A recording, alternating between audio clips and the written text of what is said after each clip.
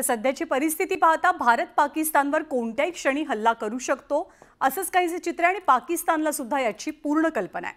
भारताकडनं होणाऱ्या हल्ल्याच्या भीतीनं पाकिस्तान अक्षरशः बिथरून गेलाय आणि भारताच्या हल्ल्यापासून बचावासाठी पाकिस्तान जगभरातल्या देशांसमोर मदतीसाठी गुडघे टेकतोय।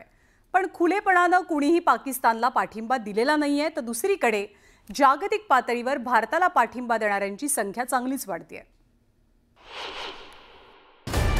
भारत पाकिस्तानात तणाव वाढला। हल्ल्याच्या भीतीनं पाकिस्तान घाबरला। आंतरराष्ट्रीय स्तरावर भारताला वाढता पाठिंबा।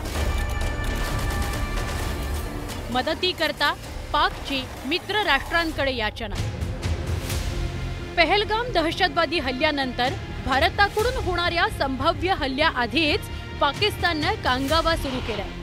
जागतिक पातळीवर भारतावर खोटे आरोप करत इतर देशांकडून मदतीची याचना केली जाते।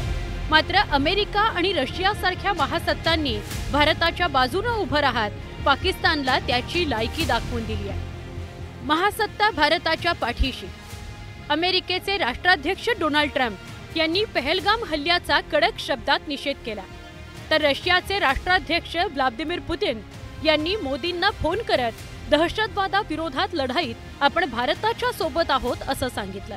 भारताला स्वसंरक्षणाचा पूर्ण अधिकार असल्याचं सांगत अमेरिकेनं पाकिस्तानवरील कारवाईला पाठिंबा दिलाय। अमेरिकेचे उपराष्ट्रपती जेडी वेन्स यांनी पाकिस्तानातील दहशतवादाचा खात्मा करण्याचं वक्तव्य केलंय। वाढत्या तणावाच्या पार्श्वभूमीवर रशियाहून इग्ला-एस पोर्टेबल क्षेपणास्त्रांचं एक नवीन खेप भारतात पोहोचलाय। अमेरिका आणि रशिया पाठोपाठ जपाननेही दहशतवादाविरोधातील या लढाईत भारताला मदतीचा हात पुढे केलाय। राजनाथ सिंग आणि जपानच्या संरक्षण मंत्र्यांची एक महत्त्वाची बैठक पार पडली। यात भारताला सर्वतोपरी सहकार्य करण्याचं आश्वासन जपानने दिलेलं आहे। I would like to thank the government of Japan for their strong expression of solidarity with India in the wake of the Pahalgam terrorist attack. Excellency, I take this opportunity to compliment you for your immense contribution in deepening of the Indo-Japan defense relations. एकीकडे भारताला मोठ्या प्रमाणावर पाठिंबा मिळत असताना पाकिस्तानला मुस्लिम देशांकडूनही उघड पाठिंबा मिळत नाहीये। चीन वगळता एकही मोठ्या राष्ट्रानं पाकिस्तानला पाठिंबा दिलेला नाही। पाकिस्तानचे राष्ट्रपती आसिफ अली झरदारी यांनी चीनच्या राजदूतांची भेट घेतली। या भेटीमध्ये झरदारी यांनी पहलगामचा मुद्दा उपस्थित केला। यावेळी त्यांनी भारतावर खोटे आरोप केल्याचं समजतं।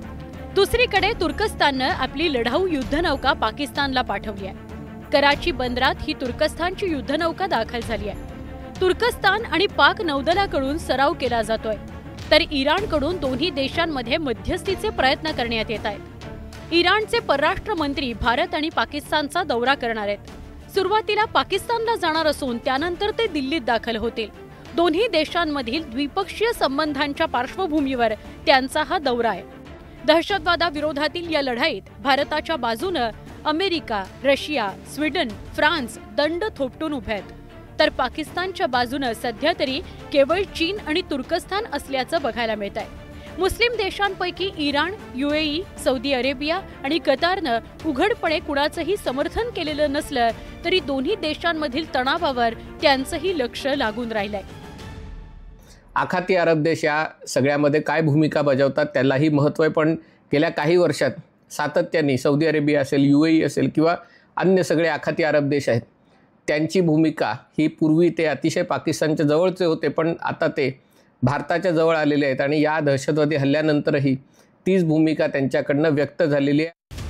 भारताकडून होणाऱ्या हल्ल्याला थोपवण्याकरता पाकिस्तानला ठोस समर्थन मिळत नसल्यानं त्यानं UNSC मध्ये धाव घेतली, पण तिथेही पाकिस्तानला मोठा धक्काच बसला। 15 सदस्यांपैकी 13 देशांनी भारताच्या बाजूने आपलं मत नोंदवलं। पाकिस्तान आणि चीन वगळता इतर सगळ्या 13 देशांनी पहलगाम हल्ल्याचा तीव्र शब्दात निषेध केला। UNSCचं अध्यक्षपद भूषवणाऱ्या ग्रीसनं या बैठकीआधीच पहलगाममधील दहशतवादी हल्ल्याचा निषेध केला। एकूणच दहशतवादाचा आका असणाऱ्या पाकिस्ताननं कितीही आदळापट केली, कांगावा केला तरी भारताकडून त्याला सडेतोड उत्तर मिळणारच आहे. आणि त्यात जागतिक पातळीवर पाकिस्तानची बाजू सध्या तरी कमकुवतच आहे. Bureau report, news 18 Lokmat.